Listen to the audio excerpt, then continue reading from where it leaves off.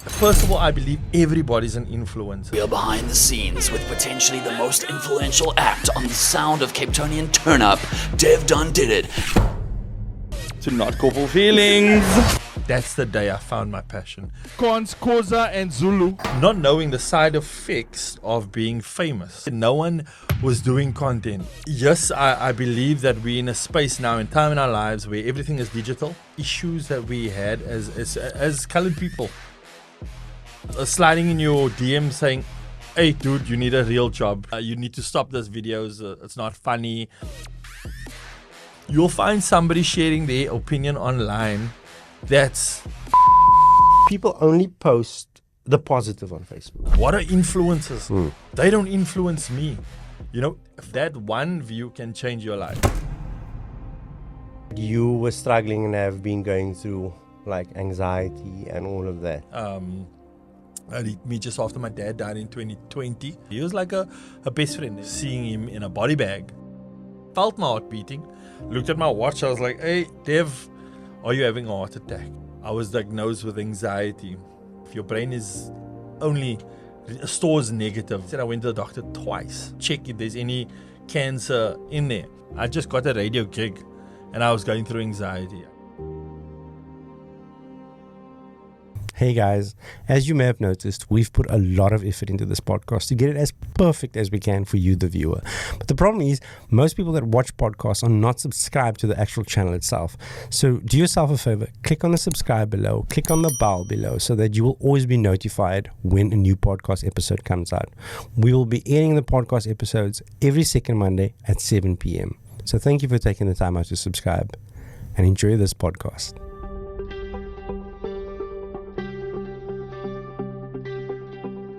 So morning guys, this morning I'm here with Devon Saunders, Devdondidit, as most of you know him. I used to call him Devdondidit way back in the day. We're going to be talking about a lot of things. I know Dev has had an amazing career, social media, influencer, content creator, MC, father, caregiver, friend, good friend. Dev, how are you? I'm good and I'm excited to be on this podcast. I was like, when is this guy going to invite me? And I'm here. And now I'm here. So tell me, you started, you know, when I first saw your videos online, I didn't know you. I knew your cousin. And I saw the videos you were making and the funny little skeets. And that was before everybody jumped on the whole skeets. And this was before TikTok, before everybody was making funny videos. Everybody was always just posting something. But you were actually going out and setting up little skits in your house. You got your domestic involved. You got your mother involved. I mean, there was scenes I saw where you shouting with your mother. It's just a weird. Still squad. I am still squad. We're all still squad. The thing I was just like, how did that transition? And what did you do before that? And how did you get into this whole social media content creation thing? I had a lot of free time on my hands. And I was one of those kids or people I would say, that throughout my adulthood, even going through school, I always wanted to know what my passion was, man. I always wanted to know, I was like at school, there's other people that's leaving school, that's going to study, they know what they want to do, a mechanical engineer, they want to be a psychologist, all these things. And I was sitting there, I was like, why am I not getting this?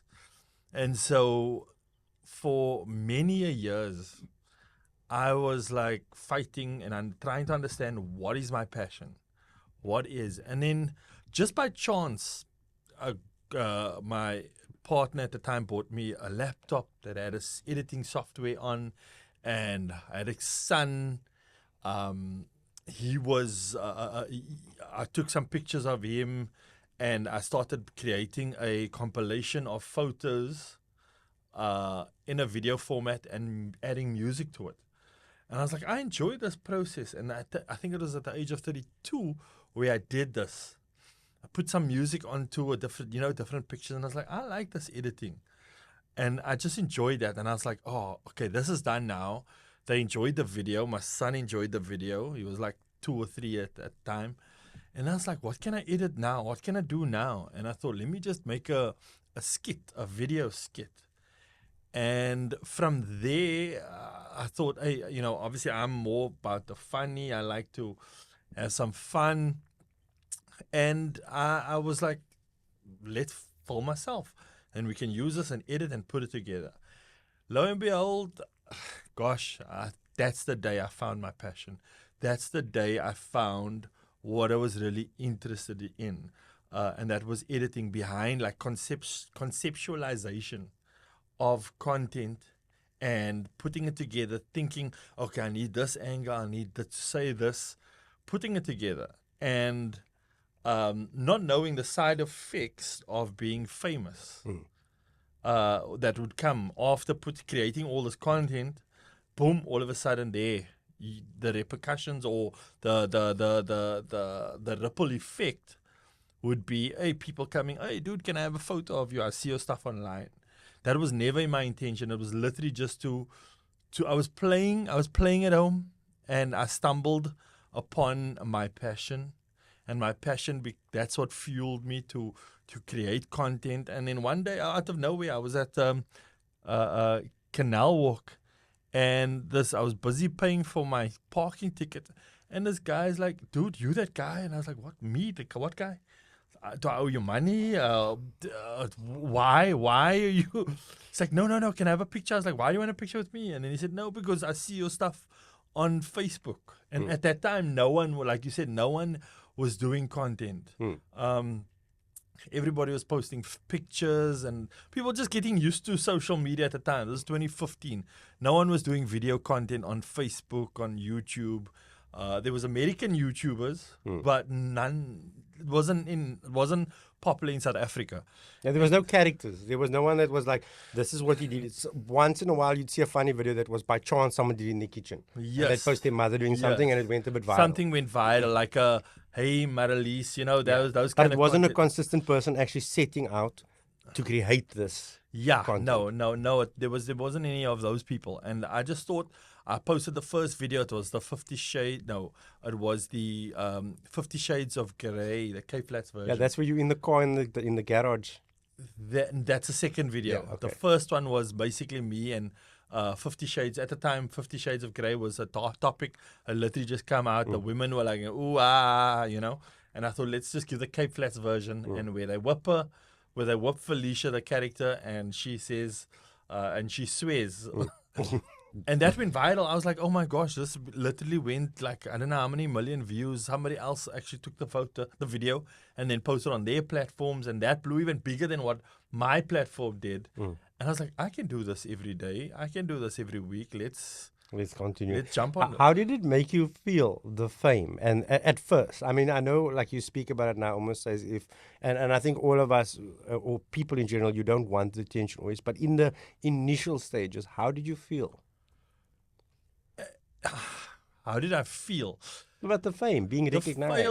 Look, it had its advantages and disadvantages, and that's what people don't understand. Like, I remember going in the beginning, people coming, wanting to be friends, wanting to I know this one, I know you through this one, that people wanting photos. It's overwhelming at first because you don't know, you're not trained to do this. You're not trained to, because my intention was never to be famous. Yes, we all desire to be successful in life, but never to be famous. No one can teach you to be famous and how to behave and whatever. And I think because I was brought up in a home, a grounded home, I never thought I was bigger than someone else, or I never thought that I'm better than someone else. And when people came up for a photo or whatever, I'd always take the time to get to know them. It was overwhelming in the beginning, but you get used to it, and you just got to give that person that their 5 minutes of getting to know them. But it was overwhelming from my side in the beginning. But you get used to it, and you enjoy it. The advantages, people let you in. They organize you tickets to events, this, that. Then there's the disadvantages where, like, I was in the shopping mall in Canal Walk, and then we were there about 3 hours. My son, he sat on the escalator going down, and I was like literally about to reprimand him and say, hey, Carter, you can't sit on the escalator. I knew he was tired, but he gave me some attitude, and I was like, boy, I'm going to hit you, And then a couple behind me, not knowing, the couple behind me wanted a photo.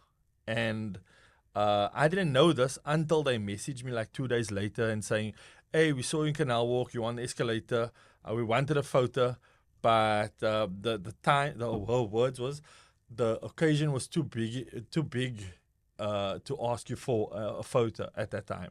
And I was like, oh, okay, shit. So people are watching, people are looking. So I better, I need to watch what I do out in public and how I behave, how I eat. Sometimes I eat a burger in a restaurant, and I'm always like, okay, anybody watching, anybody with a photo.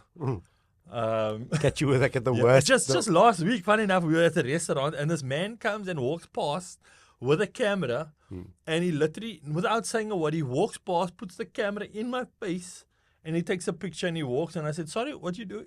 He's like, no, my wife loves you. I thought this is like like FBI or, the walks here taking pictures of me. The problem is like people don't always understand personal boundaries. You know, it's like you once you get to that level of fame and that it's almost like you're owned by the public. It's almost like you become a commodity to them that is at their disposal at any time. You know, if you must be funny for us. You know, I would say like when you would come, and for those of you that don't know, me and Devon are actually personal friends. And we are. And I would tell people, Dev's coming over, and then like people that don't know you that's in our friend circle that never met you before, new friends, and they'll be like, oh, is he gonna be funny? You know, it's almost like you like the jester. You're gonna come in there and you're gonna be like dance for everybody, not understanding that you actually are just and I see this with a lot of like fame and that is just a normal. You're just a normal person, and I mean, a lot of people even confuse me with a comedian, being a stand-up comedian, and I'm like, I don't stand up on stage and tell jokes. People ask me like literally you get those onnodige people where they come up to you and they're like, tell us a joke, and I'm like, or act out the scene. Have you ever been asked to act out the scene? You know what I mean? Yeah, exactly. And I'm like, this is what I do online. It's a persona. It's a persona. Why? So question I want to ask you. This is so being a content creator and an influencer, whatever you want to call it, comes from a creative side of yourself, right? It comes from being able to take nothing, see something, and want to create something with it, and that's where the words come from. Were you always creative? Was there a defining moment where you knew that you wanted to be a creative person, but you were boxing that you couldn't? I'll go back to school again. I think I was that kid in class. I don't know if I had ADHD at the time. You know, back then we never. Yeah, we were just naughty. Now in the 2000s, everybody's like, "Oh, your kid is ADHD. Your kid is ADHD." Back then, your kid is just disruptive in class, and I think I was one of those kids that made jokes in class. I would shout from one side and then shout to the other side of the room and say, "Yo ma, weg buddy," whatever kind of vibe. And not knowing that there was maybe a deficiency, is a default deficiency, I don't know. But I lacked concentration at school. And for years, like I said, I didn't understand what my passions are, like where.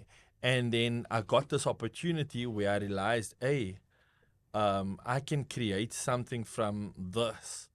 And over the years doing content and working for brands and working on radio and working with other people, I got to experience or I got an opportunity to say, hey, instead of doing it this way, why can't we do it that way? And then I realized that I'm a creative person. It's not something that you know from the beginning, going through school, hey, I'm a creative. Yes, we can be able to see through our kids now, one is academic, one is a sport, one is, creative in the arts, very much about drawing, about the way they see things. You can tell that now, but before we couldn't. And I think over the years, once I had the opportunity to explore Devdondidit and see things from a different perspective, then I realized, okay, now my brain is different. I see a different way in marketing something. I see a different way of bringing a message across to the standard mindset or way of producing or bringing up a subject. You know, something that I'm a firm believer in is, you know, you take 20, 30 years ago, you were kind of taught in school and you were kind of taught in the way life was set up was that you had to be either an accountant or a lawyer or a doctor, whatever, to become a success because people that were seen as creatives 20, 30 years ago as like musicians and artists and pottery and painters was almost like a high shame. You know, like a shame, you know, shame. He's a musician. Yes, You know, high yes, shame. yes. You know, he's never going to become anything. Yes. And the world dynamic has shifted now where, and it started, if you look at, and one of the examples I'll give is if you look at America and Europe, right? They place a lot of emphasis on busking. Busking is a thing there. People play music on at subways, they earn a good living, they have apartments. Here in South Africa, when you see a guy playing a guitar on the side of the road, you're like, shame, man, give him a 2 rand, you know? Yeah. So we are slowly but surely in South Africa also starting to appreciate the arts and creativity, right? Which we never did before. And this is something I was trying to teach my sons also that, you know, when I was young, we were in these 2 lanes that you had to go this way. If you stay out of the lanes, you're not going to become anything. Fortunately, the world has shifted, like I'm saying now, is that you are now able to be a creative and still pursue that as a career and actually have make a living out of it. Yeah. You know, like you look at most musicians and drummers, and they end up always living by their parents in the room at the back. You know, and that's a good thing. So I think that with you, and you did it at the right time. It was at the right time when the world has become awake to this with social media, with online credibility, with brands also starting to realize that marketing is not in print anymore. Yeah. And it's not in flyers. Yeah. It's actually getting someone to be the voice between the brand. And Absolutely. You know, I think also given our socio-economic issues that we had as colored people, you know, we had to leave school.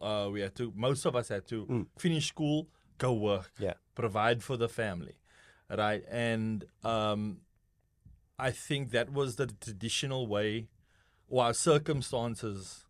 We had to go out and go work. 2015, when I started, I was in a fortunate enough place and time in my life where I had some time where I could jump onto a camera, start editing, putting out content. So yes, I believe that we're in a space now in time in our lives where everything is digital. But if this had to be 10, 15 years ago, I don't think it would ever work because we wouldn't have money to finance our passions. And it's changed the game. It's definitely changed the game. Today you have now TikTok, where people are exploding on TikTok because they did a few videos or did one video and boom, now they got 10,000 followers. The world has changed. The businesses have changed. They realize why pay R1 million for an ad on TV where you can have a social media campaign of 250,000 and have these influencers or content creators creating content for not even half the money for an ad. And so the world has changed. However, I think, and just going back to what you said earlier, back then you'd get people sliding in your DM saying, "Hey, dude, you need a real job. Get a job. Get this. You need to stop those videos. It's not funny. I don't like this." And it's because maybe I don't, I was speaking about dogs and animals or dogs, and he's a cat person. And I made a video about a cat. Cat pees everywhere. He didn't like it. He'd message me, "Get a job." Now in today, you can't say that because all around the world, there's a known thing as social media content creators influence that it is their livelihood, it is their job. I want to touch on that. Hurtful comments. Has there been comments that has really almost gotten you to a point where you said, you know what, it's a bit demeaning, it's actually hurtful to read this, and I actually maybe shouldn't do this? I will tell every person that wants to jump online, if you don't have a closed off heart, like socially, like on social media, don't ever jump online, because you're going to get people that's going to say, that's going to either report you, that's going to block you, that's going to threaten you. I had threats. I had people telling me, yo, if I catch you, you in your this, you into that. I made fun of the All Blacks. People sliding my DMs. Yeah, chase this, chase the. You're going to see this. But it is crazy. It is crazy with comments online. And I think you as a content creator, you as somebody that's putting out there, your content out there, you need to say, you know what, I'm putting content out there, judge me. You're allowed to judge me. You can say, I don't like this video. I don't like the content. You're not funny. That's great. But when you take it a step further and you start either blocking, or not blocking, but reporting content for no reason, you trash talking, you bad mouthing, you making up stories, that is unnecessary. And I think we got to, and I always say this, with you go to a comedy show, a comic tells a joke. If no one laughs, it's fine. Everybody keeps quiet. The comic goes on to make a new joke. But with social media today, I mean, you can look at it anywhere, News 24 or at content or any type of content. You'll find somebody sharing their opinion online that's irrelevant. We didn't ask you for you, but they keyboard warriors, as we know. But they're sharing their personal opinion, not related to the content. I don't like this guy, I don't like that, this and that. And we just got into a space in our lives where the social media community wants to say and they want to be heard. And I'm like, why? Like, why? Just scroll past. If you don't like the content, scroll past. The thing I want to say is that everybody's got a platform, right? Everybody's suddenly, and I've seen it countless times. I'll post a video and then someone will be like, oh, but I wouldn't have bought that tire. I would have bought this tire. And then I'm like, okay, but then go buy the tire. You don't have to tell me that, it's almost like you just want me to know that that's what you would have done. Yeah. And you get so much of them. I don't know if you guys remember Agter Elke Man, Agter Elke Man with Bruce Byers, man. You must remember that. There was a series on TV and you used to get Auntie Stini. And Auntie Stini would hang over her gate and she would watch everything in the road that everybody's doing and she would know everybody's business. Oh, we never had TV. Okay. I'm joking, Mommy. We did have a TV. So that's what social media has become now, where everybody's an Auntie Stini. Like, I wouldn't have done that. I would have done like this. Why is he doing it like that? Yes. Why did he take his children to Spur? I would have taken him to Ocean Boston. And I'm like, I posted something on Facebook a while ago, and it goes very deep with that, and we're veering completely off of this, but it's a good conversation. I read something a while ago that said, comparison is the theft of joy. Comparison, yes. So and I'll put it into context quickly, is you go and you go buy yourself a new Yaris now, right? And you saved up 2 years, and you got your promotion, and you buy this car, and you walk to the dealership, they got a ribbon, and you are just over the moon because you got this Yaris. And this is what your parents would have done 20 years ago. They would have bought a Opel Commodore, and they would have loved it. That would have been the best thing ever. But now what happens in today's society is you buy that car, you love it, you're driving home, you get home, you take some photos, you post it on social media, and everyone's like, congratulations, many safe kilometers, blah, blah, blah, right? But tomorrow, Ivan that was in school on you posts his GTI he bought. Now, you rob yourself of actually being proud of yourself for buying yourself a Yaris because you'll be like, yo, but look what Ivan bought. Look what he got. And I only got a Yaris and he got a GTI. Now you start feeling bad about your accomplishment, which you're not supposed to, No, definitely you that. Then you still get other people like Ivan that will say, "Oh, you bought a Yaris." Wait, can we just say it's a Yaris or a Yaris? It's a Yaris. It's a Yaris. Yeah, Anyways, we're not gonna have this debate. But now you come with your Yaris, right? Yaris. And then Ivan comes and says, oh, it's not the 2008 model, it's the 2006 model because this don't have xenon lights. Yes. Yes. And I'm like, bruh, I literally saved all my money for months. But that is what I'm saying. So what I'm saying there is but you yourself, the problem with what social media, and that is why we have so much bouts of anxiety and depression, because our parents, right, were allowed to live their lives and really enjoy the time with their kids and their family and their accomplishments and their mishaps and that. Now, when a wife plans a birthday party or a family plans a birthday party, it has to beat the other friend that also had a party because of the photos must be better, must have a better balloon garland, we must have better stuff on the table. So you're not saving it, man. You know, you're not really enjoying that moment because you're worried about beating someone else because everything's put so much in front. So when you can't, here's the other side of it. And I know we're going to touch on that. But when you can't, people start getting depressed. That's why you'll see since the advent of social media, depression has spiked. Because we are secretly, and we don't realize it subconsciously, comparing ourselves on Instagram. Be like, yo, look how nice that girl. Look how buff he is. Look at his car. Look at his house. Look where he eats. Look what he does. Because people only, and me and you had this discussion, people only post the positive on Facebook. No one say, you know, today I caught some shit at work and they warned me twice. Absolutely. And I almost told me to pack my stuff. They caught me smoking in the toilet. Yeah. They'll be like, you know, this company can't do that me. I leave tomorrow. You know, 100%. 100%. And I totally agree with you. Depression is on the rise because of social media. Suicide is on the rise of social media. And you know what? For a long time, and I'm not going to lie, there was a time in my life where I looked at other content creators and I was like, wow, they're doing well. Why can't I? And I had to change. I had to, for a time frame, I was sitting there and I was like thinking, you know what? I need to be like them. I need to change my thinking. Instead of desiring and looking down on myself and saying, oh, why can't I get a sponsored vehicle? Why not create content? Why not put yourself out there? And I had to adjust my mindset. I had to see it in a different way. I had to aspire to be like them. And I changed that feeling of not jealousy, but like you say, depression. I was like, oh man, nothing's going right for me. I had to change that and fuel that as motivation. And I think that goes on during one's life. You need to. I think it's a stage in one's life where you need to experience that in order to flip the script and say, you know what?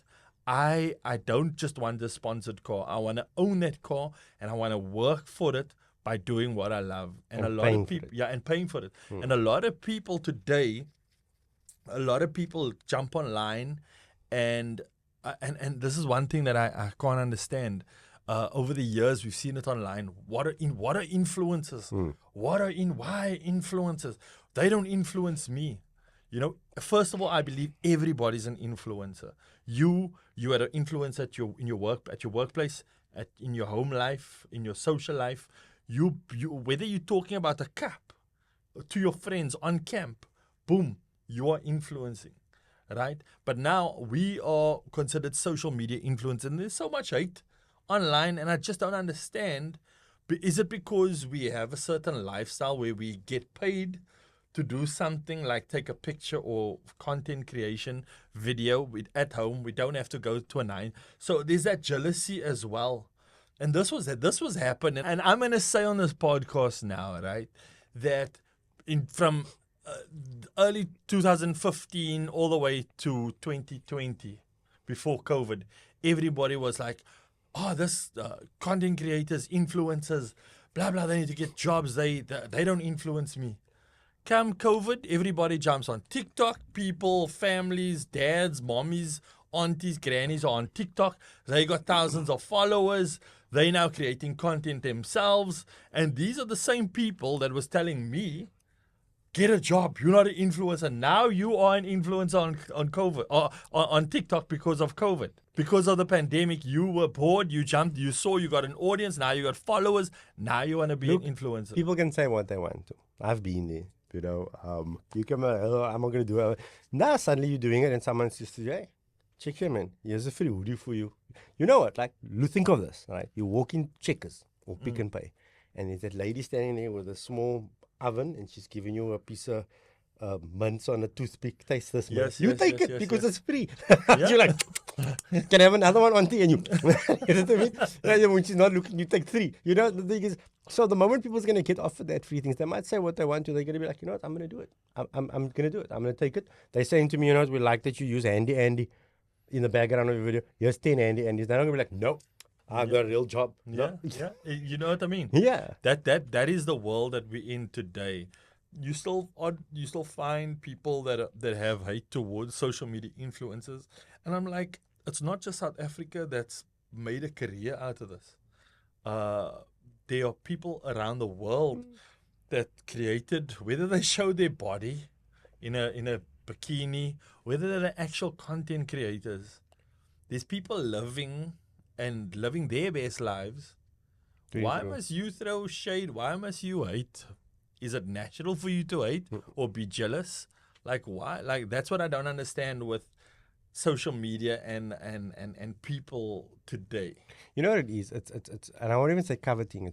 It's envy, right? Everybody wants to see 15 minutes of fame. Now they see you and they're like, he's not that funny. He's not that good looking. How's he getting it right?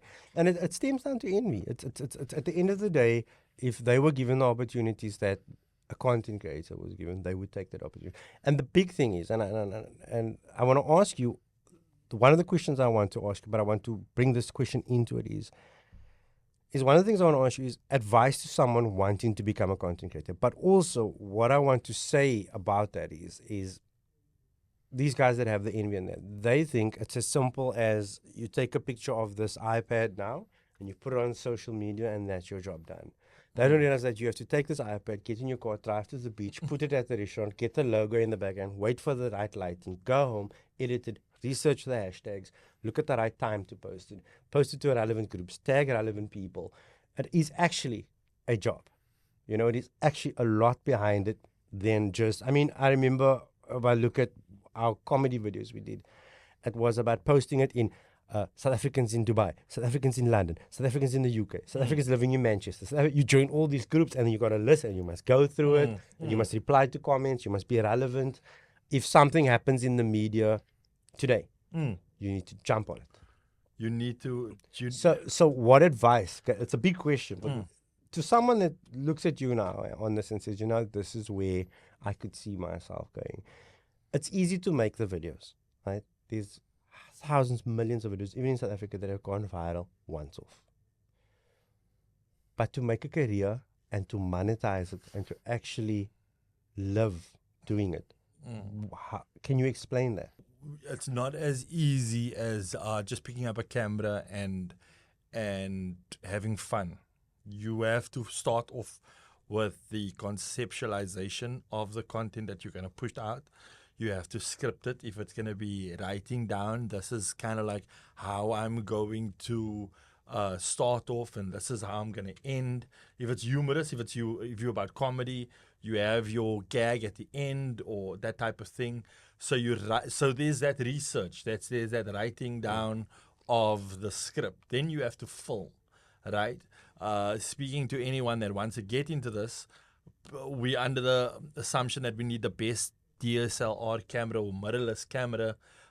In today, we don't need that. We got a phone. Our phones are just, in fact, for the last 3-4 years, I've been using just my phone for all my content. For business videos, I've been using my phone because it has that option that we don't need the best equipment, right? So if you are a content creator wanting to get into if you want to get into this, you don't need the best equipment.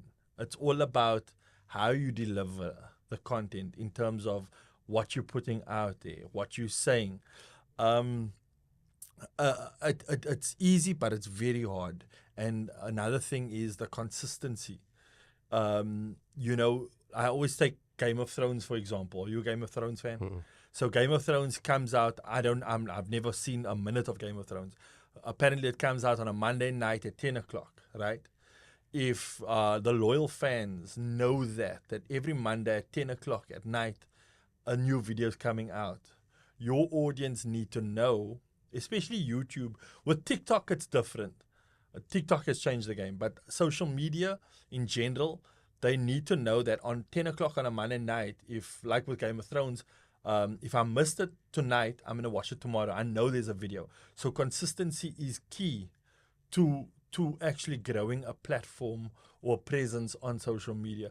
You can't do one video once a month and expect to have great outcome. So consistency is key. Have a cold heart in terms of comments. When you put your stuff out there, people might watch it. Some might not comment, not engage. Some might say bad things.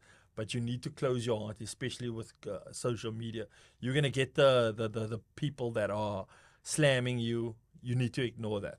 The other thing that I want to say is, in terms of what you put out, you know, you need to speak to a certain audience. And I'm going to use you as an example. You are passionate about filming. You're passionate about cameras and mics. You also discovered, or no, I say discovered, you also explored camping. And now you got your camping, you got your podcast, your passion. These are your passions, right? And you've now put it together. One needs, in order for this to, you don't need to get paid to do this. This is your passion. It fuels you. And you do this at 3 o'clock in the morning if you have to, right? So find your passion as a content creator. Find what you are passionate about and speak about that. Talk about that. Don't be, you know, you don't like cooking, for example. You might not be a ace in the kitchen. You can't be talking about food products and because you have no idea, right? You're offering nothing. So it's very important to find what you're really passionate about. And then you find guys that talk about cars, that's very much into modification, and they're doing very well. You about the camping, you do amazing content online about camping, informative, this type of thing, because you're passionate about it and people resonate to that. So yeah, find your niche, what you're good at. And then also, there was one more thing, I can't think of it now. But yeah, do it for the love. Do it not because, you know, a lot of people do this content online to be famous. I've seen so many content creators now, big ones now, that's literally going through social media and owning the space, doing big events and stuff. But the desire was always to be famous. And that is not going to last long if that's your drive. Do it because you love what you do. And that's how I found my passion. I loved editing. I didn't want to be so much in front of the camera. I just wanted to edit. And the ripple effects, I became popular. People started enjoying the content. And that's what fuels me. That at 3 o'clock, that is what passion is. You can do it at 3, 4 o'clock in the morning with your eyes closed because you love what you're doing. So that is my advice to social media content creators that wanna create. This is what I wanted to say. Also create content that speaks to families that anybody can watch in the family, whether it be a 3-year-old, a teenager, a mom, a dad, a grandma. The moment you start cussing, the moment you start using profanity, if you include that into your content, you're only going to get a certain type of audience.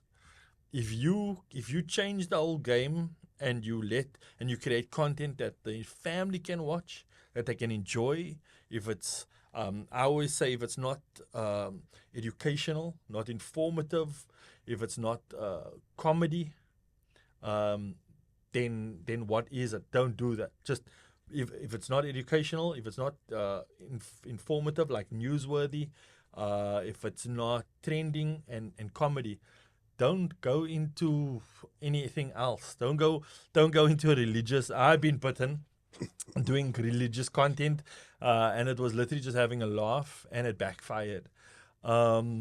So stick to those things, and you will be brand worthy in the future for clients, for brands to come and say, "Hey, Dev, we want you on board." Yeah, I know that. You know, it's been one of my things that I also believed in with my videos. There's no drinking in the videos, no swearing in the videos, no nothing, because a big brand's not going to come work with you if it's not. So one thing also is that you've done a lot of good with your channel. When I say good, you've also done a lot of outreach, which I feel, you know, you are popular and famous as a content creator because of the public, because of the people.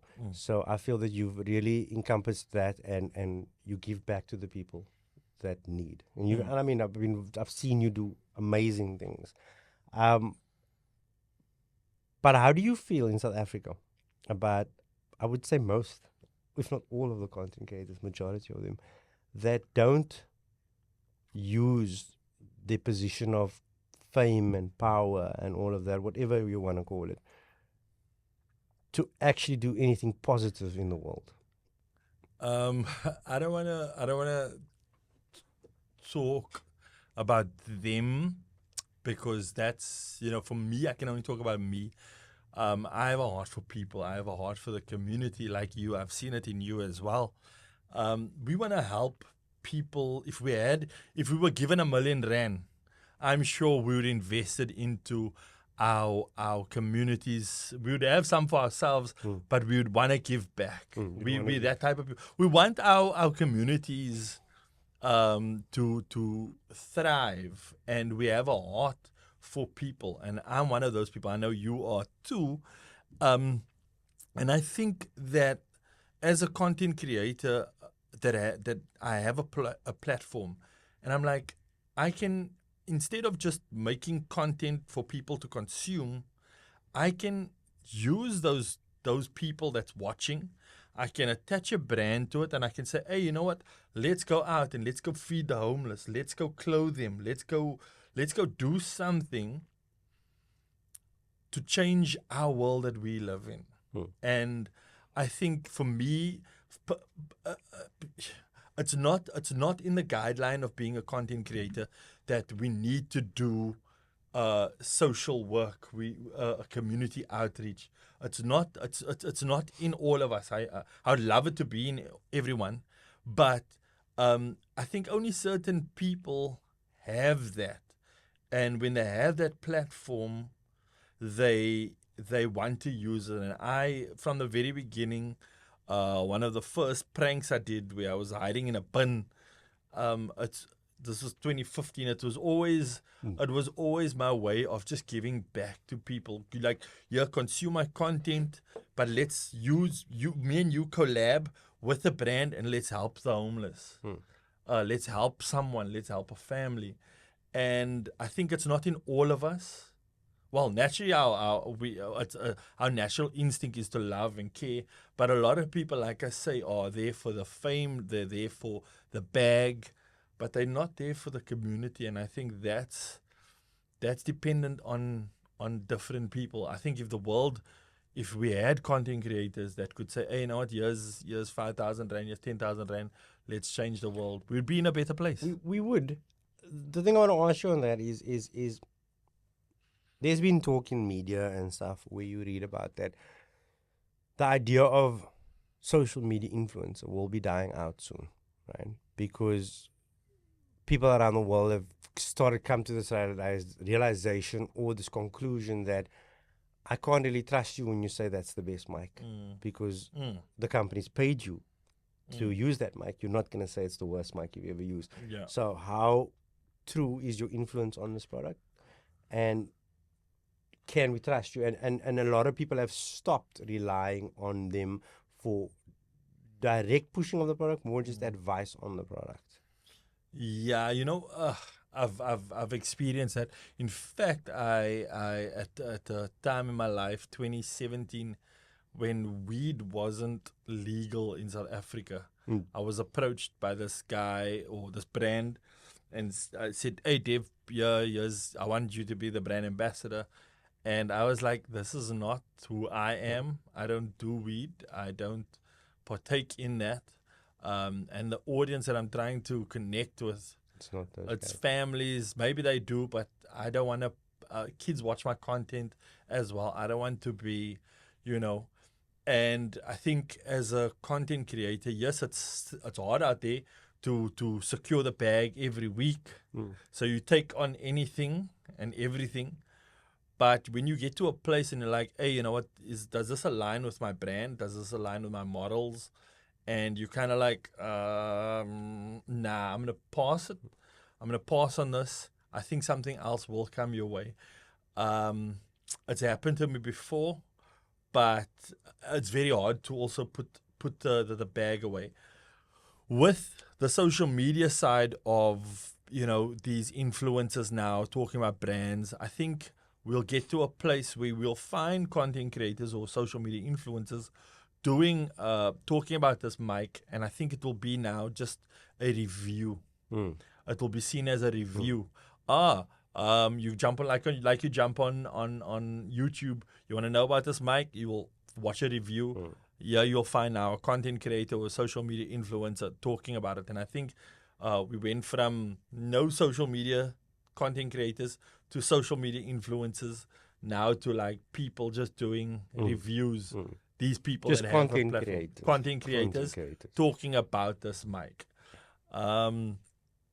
I don't know what the future holds for social media. I haven't, I think there is a time frame, especially me, a 41-year-old man jumping on social media. I can't be talking about the latest craze for 20-year-olds. So I need to stick to what I'm good at, whether it be camping, whether it be podcasting, whether it be, what a 41-year-old. You need to be relevant to your demographic, Yes, man, exactly. and the demographic you speak to. And to my age. It's like when you went to the club and you see that old Bali with his corduroy jacket on and his chains, and he's like, hey, how's it? I can't be talking about the Riz. Yeah. What is it? I don't even know all these know what it is. Riz and all these things, skibidi, that I hear. I'm I like, don't even know what you're talking about. so yeah, and you need to be relevant for, like you say, your own demographic, your own audience, and yeah, with social media is just going. We don't know where social media is going to go. No, we have no idea. We don't. You know, the thing is, if you look at it this way, right? Little people realize that 18, 20 months ago, it was Musically. It changed to TikTok. In 18 to 20 months, TikTok has completely flipped the world upside down on what I thought it knew about social media. A bigger picture, a bigger, scarier thing is, now imagine back then when TV was flourishing, right? 10, 15 years later, we're having our own podcast. We're having our own TV show. We're having our own platforms that we're selling to TV. And that's the way of the world now. We went from TV being the be-all and end-all of social media or TV or fame. You can literally make yourself famous. Now you can take this podcast, this series, and sell it to a brand and say, you know what? This is what I do. This is who I am. Boom. Do you want to buy it? Do you want to? And I've seen guys doing stuff like this from the couch in their lounge. They don't have a professional studio, nothing. And they associated with big brands. You know, you always said to me many years ago, you said a lot of things to me. I don't bring all of them up on camera. Some of them were hurtful. What was it? I gave you life. You used to tell me I gave you life. Anyway. I did. Anyway, you always said to me, and it rang very true to me, you always said to me, gosh, you never know who's watching. And it stuck with me, like when I got the DSTV show. Randomly a guy phones me up. I'm producer of a DSTV channel. I was watching YouTube that your video came up. We love it. We want to do it. We want to do this with you. And that was just like this whole thing of like, you don't know who's watching, So you have to, like you say, you don't know who's watching. When you eat that burger, you can't have it like, Like I have a photo, by the way, that maybe I should put it up on the podcast screen when we're talking, or the video's playing. I have a photo of you by my house eating a burger. Remember that? No, please do not post it. Gershwin, if you post this photo. That photo, yeah. No, but see, I mean, even today's world, there's this guy on TikTok, South African guy, dancer. I'm sure you've seen it. I think he's a black guy. I don't know where in South Africa he's from. He was dancing, posting videos, and boom, he appeared on Drake's music video. It was this year. Don't lie. It was this year. So it goes to say that you never know who is watching your content, whether it be 10 likes, 100 likes, or 100 views, or 1,000 or 1,000,000 views. That one view can change your life.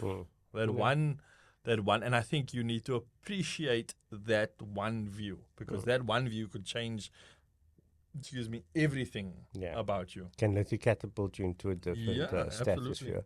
If you had to do all of this over again, from beginning to where you are now, what would you have done differently? What would I do differently? Professionally, I would try to rake in So when I started, it was just me. It was always been me, right? I would get somebody to help me film. You've been on one of the sets where I did questions, and I think what I lacked at the time, taking it to the next level, is a team, is people behind me. I had great support from friends and family, but I think a team that was like, okay, we'll take care of this side of the business, and you just do your content, and like a manager, for example. I think that other than that, I lived the best life. I've done so many things. I look online, and I want to say this.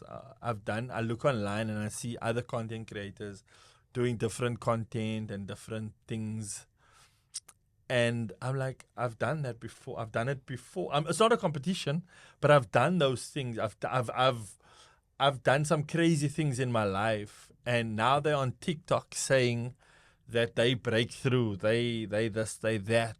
I've done this years ago, and you're now saying you are the content king type of thing, and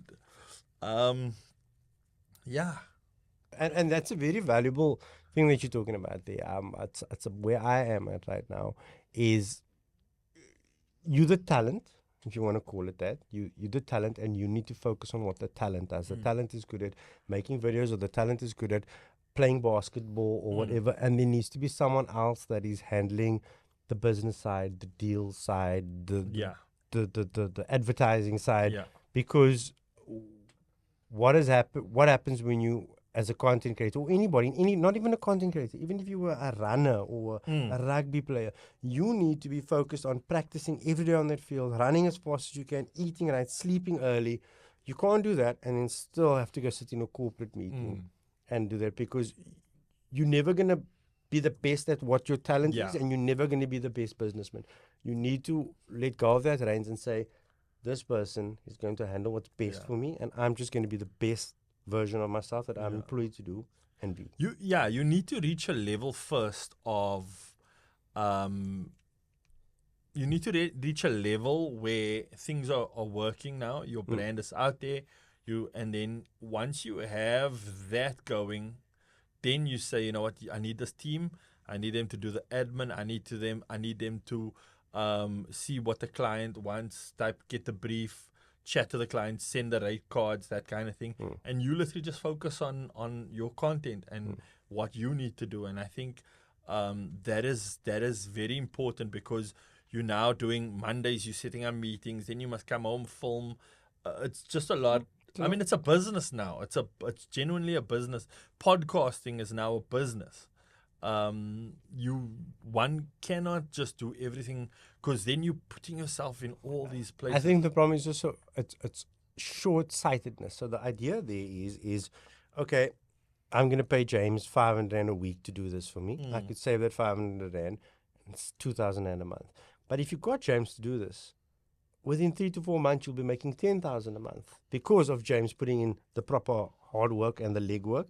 And then paying James will be easy, and it will only grow from strength to strength.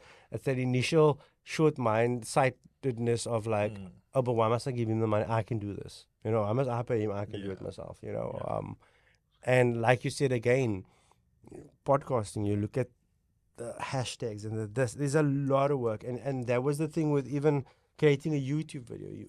You film for 2 hours and you edit for 3 days. You sit there and it's you yourself said, it's like you got your day job and you're sitting at 2 o'clock, 3 o'clock in the morning, and you're like, and you're noticing things in that video that nobody's gonna notice. You're like, no, I can see that cup's in the way, that must move it. And you drive yourself mad. So that is very interesting insight that you're giving there, that if you do it all again, you'd get the professional side of it sorted. Yeah. And you'd be the talent. Yeah, you just be you. Yeah, you be the talent. That is the most important thing. You've done amazing work, right? Through your career, you've been pioneering in so many things. There's so many things. It's the charity, it's all of the funny things, the questions. You truly were a pioneer in those fields. What is next for you now? So, in 2 years ago, we started a social media agency. So now, instead of me being the content, the talent, that had to work with the brand. So the way social media has panned out, you now have social media marketing. So we are the middleman between a an influencer and the brand. So the brand will say, "Hey Dev, we got this product. We want to find the relevant people to bring this message across." We then go back and we, as an influencer agency, we think, okay, the best way to bring this across would be this way, in an organic way, right? That's suited for that influencer's audience. We'll find the relevant influencer. We won't come to you if it's about cooking, because you are into camping, outdoor life.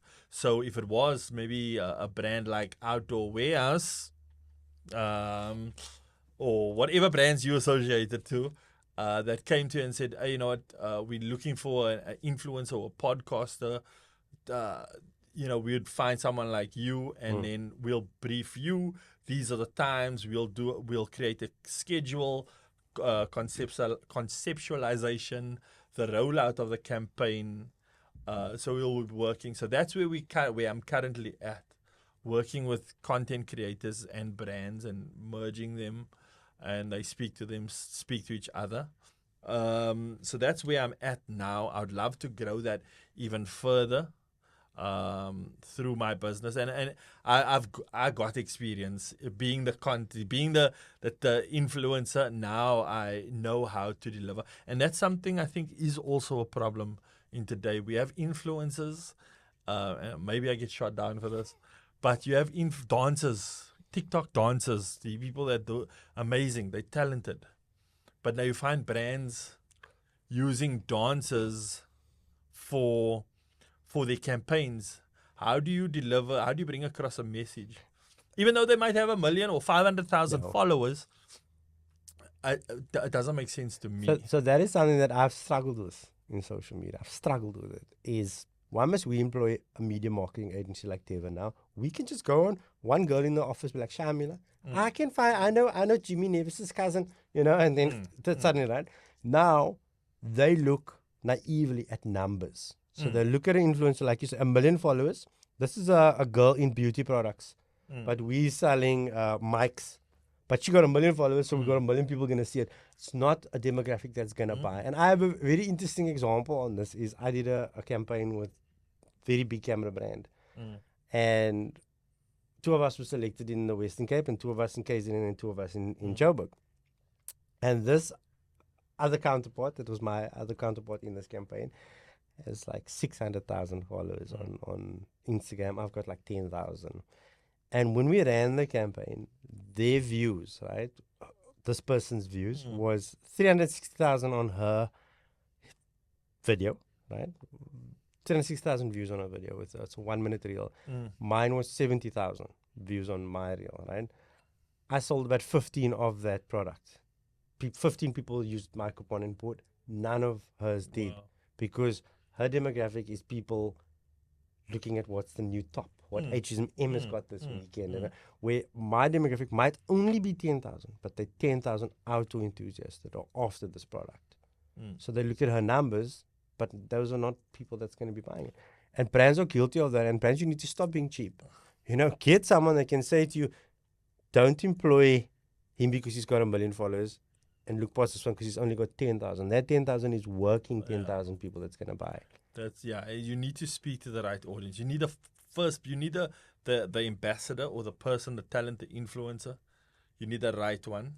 And they need to speak to, if it's camping, use a camping influencer.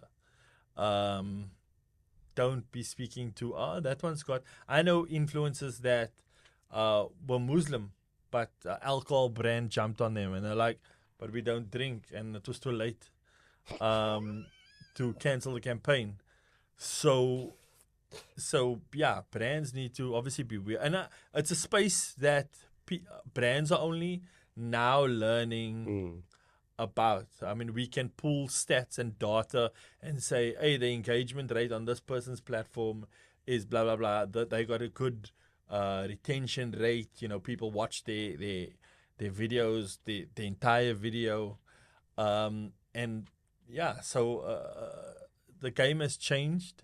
It's important for brands and businesses to associate and align themselves with the right people, because you find on TikTok, for example, opinion. I don't even call them content creators. They share their opinions. They come on and they talk to the camera and they share their views, and they start fighting and beefs. That is not a content creator. You are sharing your opinion, right?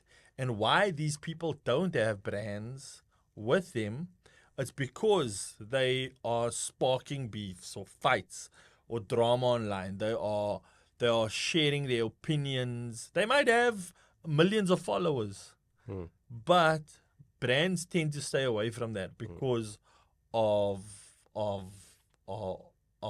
their niche, as they call it. That is not content creation. That is not, that's another topic for another day. But basically, to answer your question, that is where I'm kind of headed. Behind the camera, making things working, pitching ideas to brands. Why not use this? Why not that? Because I think I am a creative person, and that's the way I would love to play. Interesting discussion we're having so far. The thing I want to talk to you about is, I know, and you've been very open about it on social media, that you were struggling and have been going through like anxiety and all of that. Take us through that. First of all, do you have an idea of anxiety? Not really. To be very honest with you, I've never really in my personal life that I know of encountered anybody that's got like proper anxiety. I know of people that's got depression and friends of mine, but like with the anxiety side, I've never really had. And here's a question: did you ever tell somebody it's only in your head? You need to be strong. I did that. Have you ever done? what? Like, look at somebody or tell somebody that has depression or anxiety, and like, it's only in your head. How are you not controlling it? Yeah, I'm guilty of that. Me too. Until it hit me. It hit me just after my dad died in 2020. Not because of COVID, but he had an illness and or illnesses. And I think the last part of his life, the last 6 months. Now, myself and my dad, you'd know, we played golf every week together, Wednesday and a Saturday together. He was like a best friend. He was one of my best friends that I got to do a lot of things with. And seeing his body deteriorate over a period of 6 months into seeing him in a body bag changed. Well, I didn't know at the time it was something, traumatic. A few months later, I had this heart palpitations out of nowhere. I just saw my heart beating. I felt my heart beating. Looked at my watch. I was like, "Hey, Dev, your heart rate is escalating. It's jumping up and down like this. Are you having a heart attack?" Not knowing anxiety, not knowing the symptoms, And long story short, I was diagnosed with anxiety. And when I say diagnosed, I had all the symptoms, seen a psychologist, and they were like, "Hey, Dev, this is anxiety." And I was like, "What is anxiety?" And explained to me the symptoms, what it does. So just to give you an understanding, when I say normal, our brains are wired like this, right? But because of anxiety, traumatic experiences in your life, you go, for example, you in a car, you get hijacked, gun gets pointed to your head, you hear the clicking sound, the man just cocked a gun next to your head, right? You fear, you don't know what to do, you hand over your bag, your car, whatever, and you go home and you open a door, you hear the same sound, that clicking, as a gun. Your brain remembers negative. Your brain stores negative, involuntary. It's not something that you choose. For example, if I asked you, Gershon, what did you eat last month, this time, the 3rd of August, you wouldn't be able to tell me, right? But if I asked you, what did you choke on when you were a child, you would be able to tell me, Devon, I choked on a 5-cent coin or a fish bone or a chicken bone. You'd be able to tell me because your brain stores that, right? And that is how our brains work. Our brains store the negative in our subconscious mind, and it sits there not knowing that it's going to be used later on in life.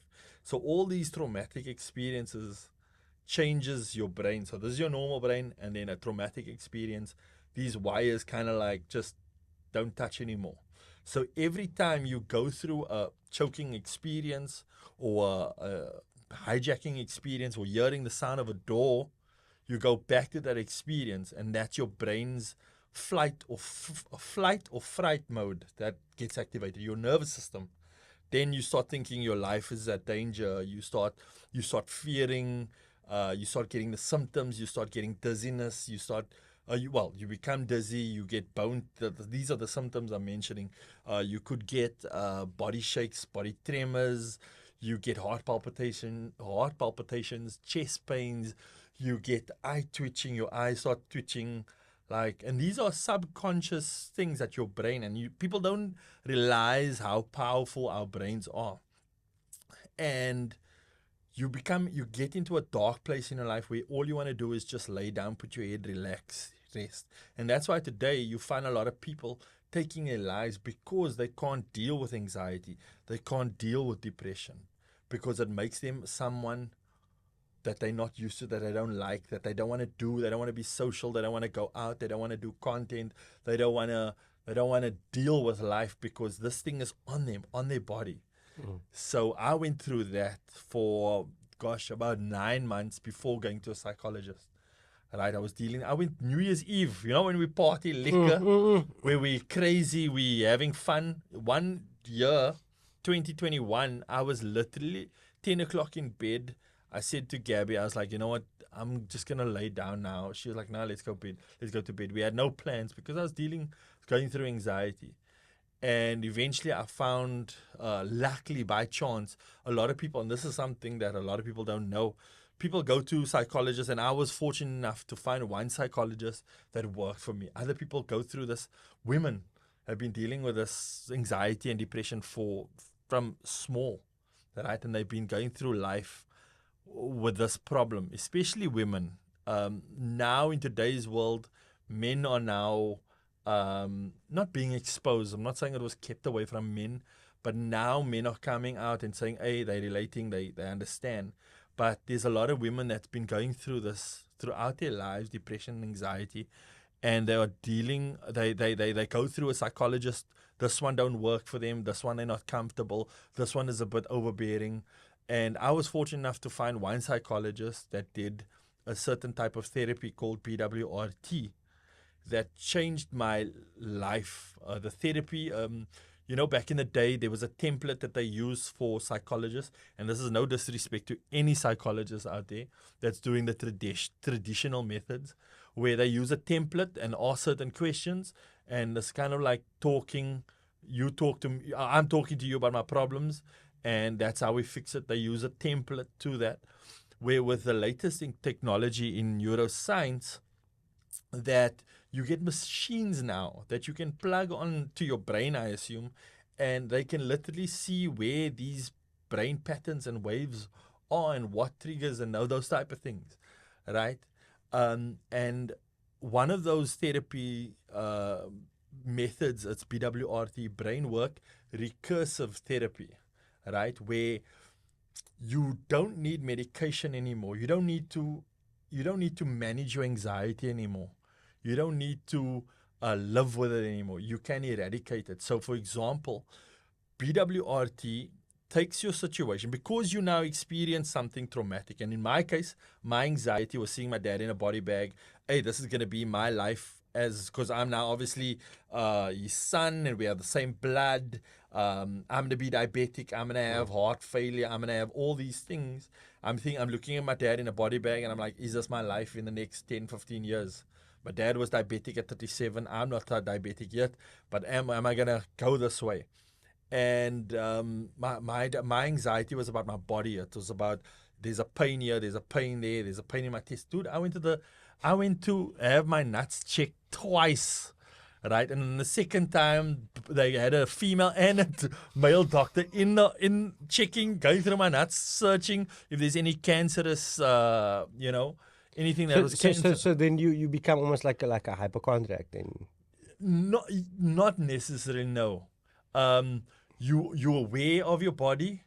You're aware of you feeling this pain. You're now fearing, is this pimple something bad? Is it cancerous? Why am I getting this pain in my shoulder? A shoulder pain. Dude, I went to a doctor like a couple of months ago because of my neck here. And I slept wrong. And I saw my psychologist. So are you still dealing with this now? Even is it an ongoing so thing? now, no. So let me start. Let me say this first. That I've been through my issues, right? My triggers. So when you have anxiety, you have certain triggers. So my triggers about my body, for example, pimple or muscle or arm, shoulder pain, anything about my body, that's a trigger, right? For other people that have different types of anxiety, it could be could be stress at work, could be family life, could be alone in a car, could be phobias, right? All these things make you feel a certain way. And with BWRT, I went through my triggers. They are no longer my triggers. Hospitals was my triggers because my dad went to hospital, that type of thing. I had a knee op a year and a half ago. After going to BWRT, going through the therapy, so it's changed my mind. It changed my thinking. So I'm now the old Devon before anxiety. And how that is that when you have anxiety and you have these wires not connecting, when you go through the therapy, it's kind of like realigns. And one of my psychologists said to me, our brains are like a software program, like a cell phone. When you open up all the apps, those are traumatic experiences in your brain. Your software, it's your brain, that's the software. Now there's apps open and you need to close those apps closing those apps or closing those triggers. Okay. Right? But it makes sense. It does make sense. It does make sense. You need to close those issues in your life. And we closed as we went through all these triggers. Now I can say my triggers are no longer my triggers. I don't have, if something happens, if my testicles, pain, for example, I don't have that. And that's amazing. The brain is insane because you might think, your brain tells you, Dev, maybe you have testicular cancer, right? Now, because you have anxiety, your brain sends a message to your testicles. And it starts, now your testicles start paining. Now you're like, but I feel the pain here. It is definitely something there. And that's how powerful your brain, once you start believing it or once you start panicking about it, you start feeling this pain. You can't sit, hey, there's something wrong. Like I said, I went to the doctor twice to confirm, just to check if there's any cancer in there. And there was nothing, absolutely nothing. And that's how powerful the brain is. And went through all these triggers. Now, I seen my psychologist last week. It was a catch up, but also just polishing up on my mental state. So I feel a certain way sometimes, and then I'll phone him. I'll say, dude, can I book? Well, I don't say dude, but can I book an appointment to see you? Can we work through things? So now I don't necessarily have that. I feel anxious, but not that depressive place where I just want to lay in my bed and I want to sleep and that type of thing. So you talk about how powerful the brain is. I read many years ago, I was very young when I read this, that they say when you fall off a building, when you fall off a bridge, your brain actually switches off your body before you hit the ground. The impact doesn't kill you. Wow. A lot of, like the way they've done like tests on bodies that fell up. I don't know how true this is, but it's something I read, that your brain is so powerful enough to save you that pain. It will switch your body off, kind of a thing. Wow. And your brain is very powerful. I believe in that. Your brain is the things that you can, you as a colored boy growing up in a colored area, your mother would say, you'd say to your mommy, Sagoro, my chest is so, you say, maybe you got cancer. Then your mommy would say to you, don't speak that over my life. I rebuke it in Jesus' name. Your mother, that was the thing. But I do believe that. But what I want to ask you is as a father and a partner and all of those things, and pillar, how did it affect your relationships with your kids, with your spouse, with your family? With my work, even. It changes who you are. You are definitely someone different. My kids know now, knowing of anxiety. My kids know how I feel, or when I felt the way I did. My partner, it changed your life. Like you have no understanding. You don't have time to work. I was on radio. I just got a radio gig, and I was going through anxiety. I didn't do my best because I was dealing with anxiety, right? So it changes you as a person. That someone else, you completely a different person, and it affected my work life, my relationship. I can thank God that Gabby was understanding. She knew what anxiety was. She knew how to. She was that person that was my rock, where I literally laid down and I spoke to her, and that's something very important. Also, if you have somebody that has depression or the anxiety, the best that you can do as a partner is sit there and listen, talk about what that person's feeling. And the moment you do that, you kind of like, that person becomes it's affirmation. So you're just letting off, but that person's like, you as a partner that's supportive, you'll be like, but that's not the case, Dev. This is not how. And that's how Gabby was. Gabby was like, no, I don't think so. But she was there mainly to listen, but also to comment afterwards. And it made me realize, hey, you know what? I am overthinking here. Go to a doctor, check it out physically, mentally, and boom, you should be good. And that was very important for me. Having an understanding, a partner that's understanding. And I think in today's world, there's so many people dealing with anxiety. And I think it's very important to educate you. Even though you don't have anxiety, it's important to educate yourself on anxiety and how to deal with it. Because today, kids, I went through, I've met tons of people that's been going through anxiety. We had kids, when they had to go back to school, they had the social anxiety of going back to school because there was a fear. I had parents, friends reaching out saying, my kid don't want to go to school. They have this fear of catching COVID at school again. And we had to break that. And parents needed to be educated on that, again, of what is anxiety, how to overcome it.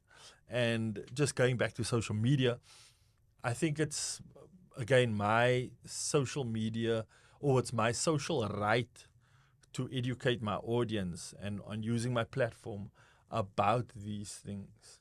It could change a family. It could change a life. That life has a family, has kids.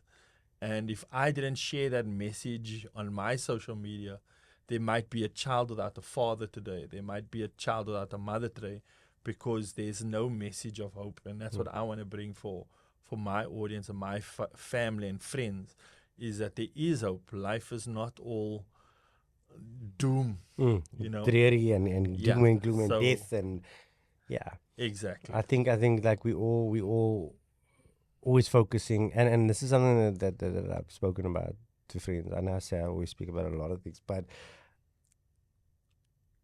you ask someone, how was your year last year? And they say, this and that. Because we so used to focusing on the bad that happened. They don't say, okay, but I didn't get this and that, but my child got into a good school, or but my family's been healthy, or but this. We're so predisposed to always complaining. You ask a lot of people like, how are you? I'm okay, but they're not like, I'm good. My kids are healthy. I'm eating. We got a place to stay. We're actually good. Yes, okay, I didn't get the promotion. I'm not earning the money I want to, but I'm good, like physically and mentally. I've noticed that you've taken. You've always been very sporty, but I've noticed you've taken an avid interest in running and your cycling. Not so much cycling, you're running. But what I want to ask you is this in relation to the anxiety, because healthy mind, healthy body, healthy mind. Is this what has really accentuated you being this active? I want to lose weight. I'm joking. I'm Okay. joking. I'm joking. Yeah. No, look, running and exercise, and that is something that's very important to me. And mentally also, you know, it's a known fact that once you're done exercising or while you're busy exercising, your brain is releasing endorphins. I always say endorphins, right? I always make the joke about endorphins. Your brain's giving off chemicals. When you take a walk in nature, when you're out, when you're listening to music, when you're running, there's certain releases that your brain gives, these positive feelings that your brain gives off that combats anxiety or depression. Now, I love running because I'm a sporty person by nature, but it also adds to the way my mind, and I think also, you know, with the sport, and especially with running or even walking in nature, you from a business perspective or business mind, you have a lot of more clarity. You start thinking, you become creative, and that is why I run. That is why I do those things. Golf I enjoy, but that's more like a not competitive, but I enjoy that. I enjoy the sport.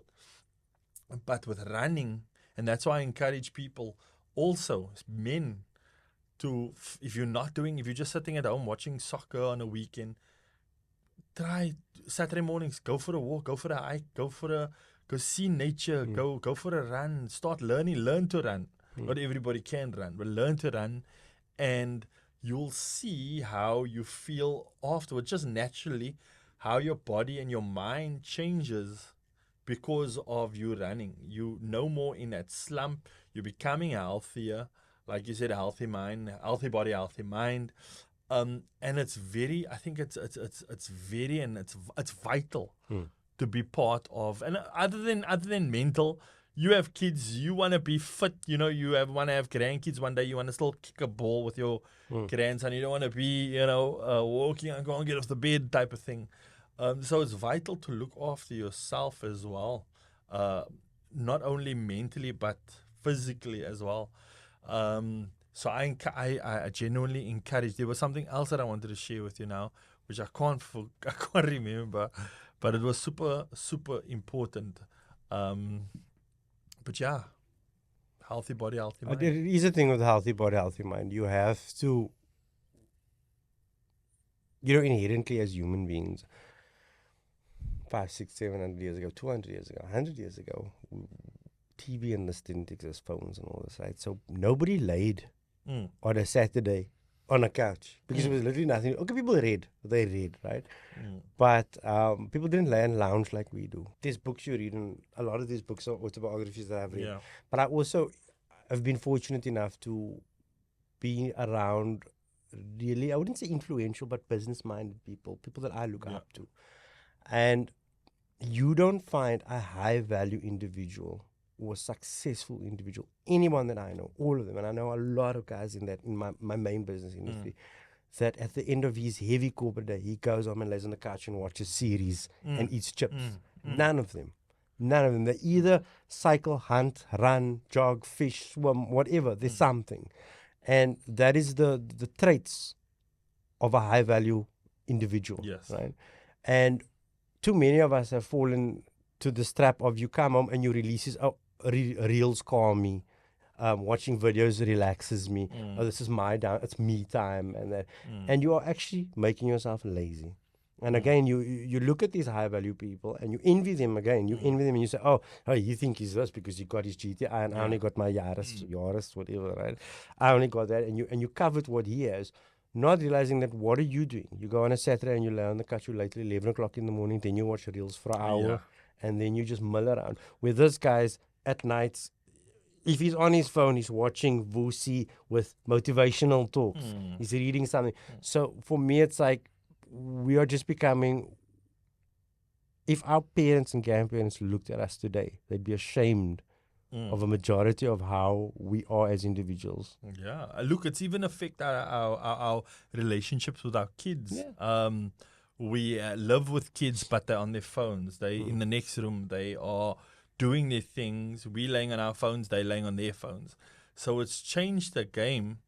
The one thing I wanted to tell you was the affirmations you spoke about earlier. Whether it be running or whether, like, I just experienced it now recently with words of affirmation. You know, you want to be a high value man, or family man.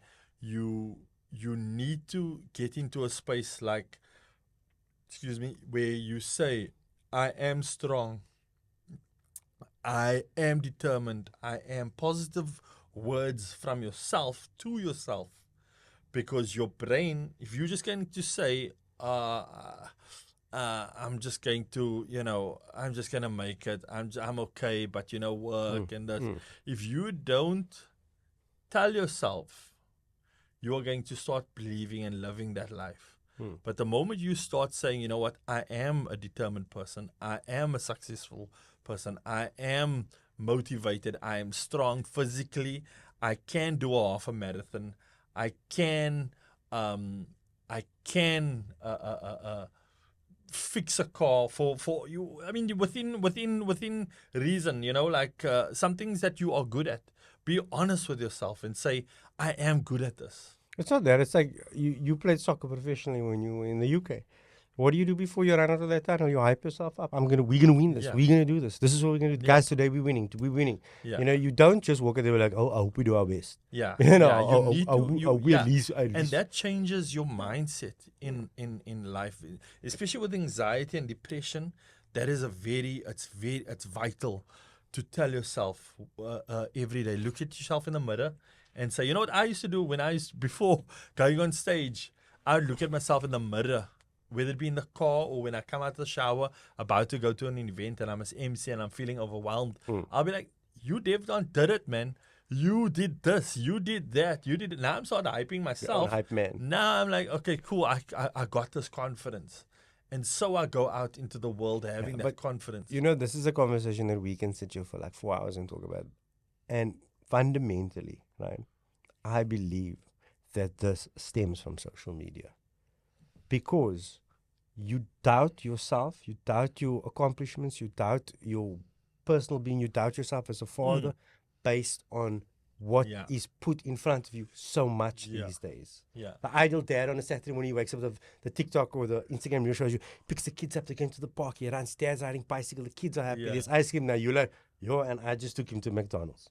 Yeah. And you don't realize that you talk about what lays in the back of your subconscious, like in terms of negativity and things that has happened in your life. You don't realize how watching these things on social media lays in the back of your mind, and you subconsciously compare. This was quiet, but it wasn't as good as what I saw last week. Stephen did with his children. And I believe that is we don't realize, it's like with any drug, it's like the COVID vaccine. We're only going to see the ramifications in 15, 20 years, long term. Social media is in infant stages. For us to really understand what this amount of content that has been put in front of us is really going to do to us psychologically, we're only going to see in 20, 30 years. No, of course. But again, like you say, you see a dad that's sitting and watching, that father went to play with his son, did this, and now you start judging. But you need to, as a man, need to get to a point in your life and say, you know what? Michael over there, he's doing amazing things with his son. I'm sitting here, just taking my son to McDonald's. I want to aspire. You need to have that click in your life where you say, you need to be open to change and say, you know what? I want to be like Michael and his son. I want to take my boy quad biking. I want to take him I want to go mountain biking. I want to do these things. But now we sit in that bubble where we start feeling sorry for ourselves, or we start looking at and like, why can't I do this? It's not even financial. We can't even blame our finances. You can take a walk with your son, go hiking. It's free. You can go up find a trail, take your son and go. The common example is you buy a washing machine, you throw the box there, your 5-year-old child's more worried about the box.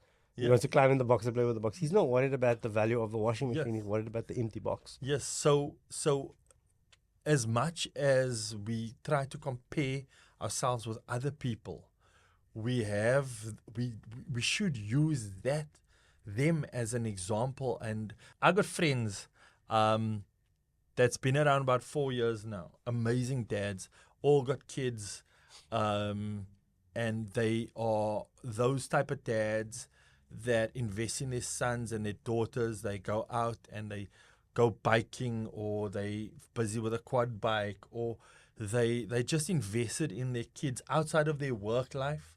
They have their social life where they enjoy bike riding with their friends, but they also have enough time with their kids. And that I could sit back and say, you know what, I'm just taking my son to soccer, or I'm taking him to rugby. That's it. I could be that person, but my mindset was like, you know what, I can also do this.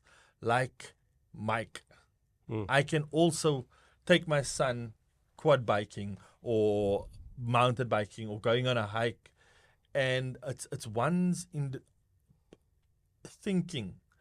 You either sit in your room or that bubble, or you change your perception or understanding or view on things and say, you know what, I'm going to use this to change my relationship with my son, and we're going to go out and do those things. And a lot of people, I think, just sit in that bubble and feel sorry for themselves. And that is the big issue. Something that you've clarified with me, because I never knew the distinctive difference between anxiety and depression. You know, for me, in my mind, when I heard that, it was the same thing. I didn't know, because I've never had to really learn to know it. Lots of people, because of COVID, because of the pandemic, now I think it's 1 in 4 people have anxiety or depression. Yeah, we face mass death. Yes, which we never done before. Financial strain, stress at work, pressures at work, family. We have become a lot distant with our families. Pre-COVID, you can think of for yourself. Your families before, it was always get-togethers, was this or that. Now there's pockets now in that tightly knitted, or once was tightly knitted family. There's pockets, there's groups now. I socialize with my cousins more, this cousins than that cousins. Tell me if this is very interesting. It's giving me a lot of food for thought and things to think about and maybe research a bit more. But what I want, in your life, what is your life motto? My life motto, I was going to say Dala. My life motto is do something once. I always tell my kids this, always do something once. If you don't like it, don't do it again. But you need to explore, you need to learn. That's something that I struggle with, my passion. If I never started editing, I would never know what my passion is. My daughter don't like eating chicken. I'm like, but did you eat chicken yet before? Like, did you try chicken before? No. So how do you know you don't like it? And that has been one of my mottos. My kids' motto is at least try it once in a life. Obviously, like within reason. I'm not saying go try tick. You know, try something, see what it's like before you debunk it. Before you go down that route. And that's my life motto in everything on social media. Like, don't rip off somebody because they're jumping on social media dressed in a dress and you don't know what it's like to be in that person's footsteps, or you don't know where that person's coming from. First, gather understanding in your life, try it out, see what social media is about, do it yourself. Maybe you like the dress. Maybe you like it. Maybe you never know. You like the makeup. I've had a very similar motto. It's just you don't try it. My thing was always like, say this very often, it's only kinky the first time. It's very similar if you think about the way of it. Like, try it once and it's only kinky the first time. Afterwards it becomes normal. What I was going to ask you was, who's Felicia? How did Felicia? I know who's Felicia. We all know who's Felicia. But I'm asking, is Felicia our auntie that scorned you down the line somewhere? Or is Felicia ex-girlfriend? Felicia is a character that I play online. No. I know. We know who Felicia is. In the real life, who was Felicia one day that you met? Felicia was everybody in my life. All the women that I've come to know. There was a bit of Felicia, and I always say this: there's a Felicia in all of us. If you know the content, you will see Felicia was that lady that want to be with a man. She's not insecure, but she knows her way. Her man is her man. Don't mess with him. Don't mess with what belongs to her. The boys' nights. Felicia didn't accept those things, and what Felicia is based on is the women that I've encountered in my life, whether it be my mother, my aunts, my sister, them, people. I've seen how women are, and I think that's why she was so likable, because a lot of women saw Felicia. A lot of people saw Felicia. And a lot of men saw Felicia. Like, why is it this is my wife, dude. Yeah, exactly. Exactly. I can't go on boys' nights, but Felicia, and Look, what is something that your audience doesn't know about you? A hobby or a something that nobody knows about you? I have something, but it's fine. I'll wait for you to first. No. I want to hear what you're gonna say about yourself. What do my audience know about me that I No. What don't your audience know about you? What don't your audience know about you that is like a hobby or something or a trait that nobody knows about you? That's actually interesting. I've never thought about that. I think because my life is online, from running to family to my kids. And I think with me, I would love to be considered that way. That whatever I put on social media is who I am at home. So it's I would really need to think about that question, or get the answer to that question, because whether it be a sport activity, whether it be Manchester United, or family life, or my partner, or my family, my immediate family, it's all on my social media. I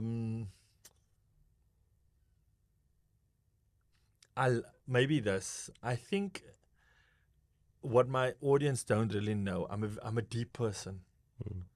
I'm not that person that you think I am online, where the fame, I'm attracted to the fame. I'm not attracted to the fame. That does not drive me. I do this because I do content, and I've made it a career because it provides for my family. I'm not fame hungry. That is not what drives me. And I like deep stuff. I like this kind of talk. So many times I tell myself, Dave, when you come on a podcast, and I've done quite a few podcasts being interviewed, and I'm like, next time you're going to be so funny, you must be funny. And then you come on this podcast and you start talking deep stuff. And that's what I love. I love this kind of conversations where we talk. I'm not just the entertainer. I think that I think is a pretty decent answer. That is a decent answer. You're not. What are you going to say?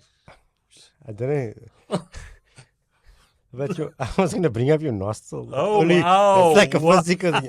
Only your one nostril. Wow, one nostril work. Yeah, wow. his other nostril doesn't work. He only has one working nostril. Don't talk, both nostrils I've work. heard your nose wheeze next to me. Nostril damas work. Yeah. Like you next to me. So I got a diverted septum. That's the word it's called, where the bone of my nose, don't know if you can zoom in. Please don't zoom in, Gershon.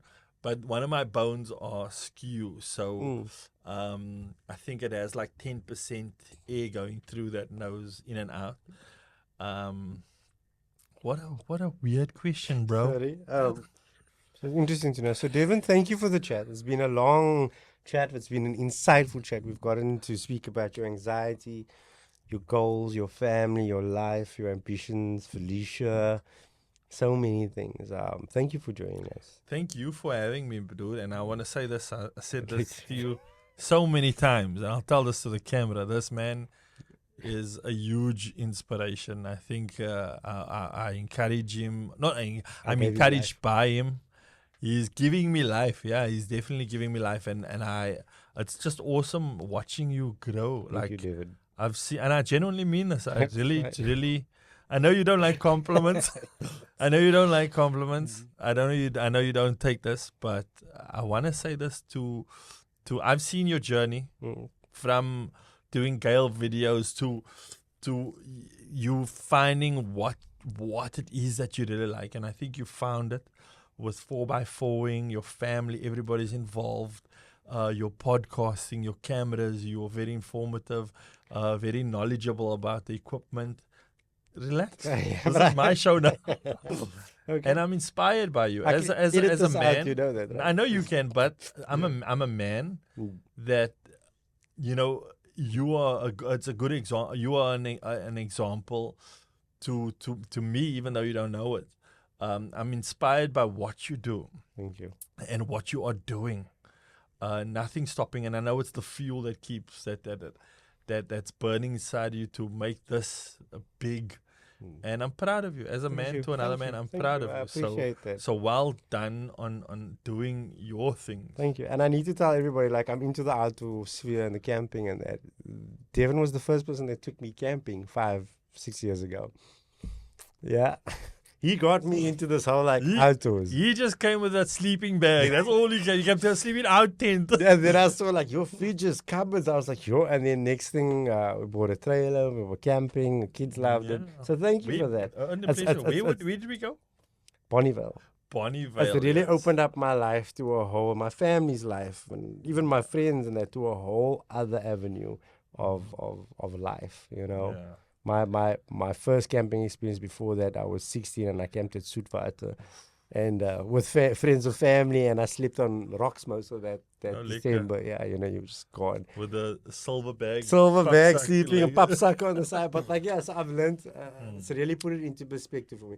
But also with you, I wish you so well on your journey. And it's insightful to hear from someone that has been at the helm of content creation in South Africa at the very beginning. Because yes, there's going to be influencers, content creators with triple your followers now on social media, on TikTok and all that.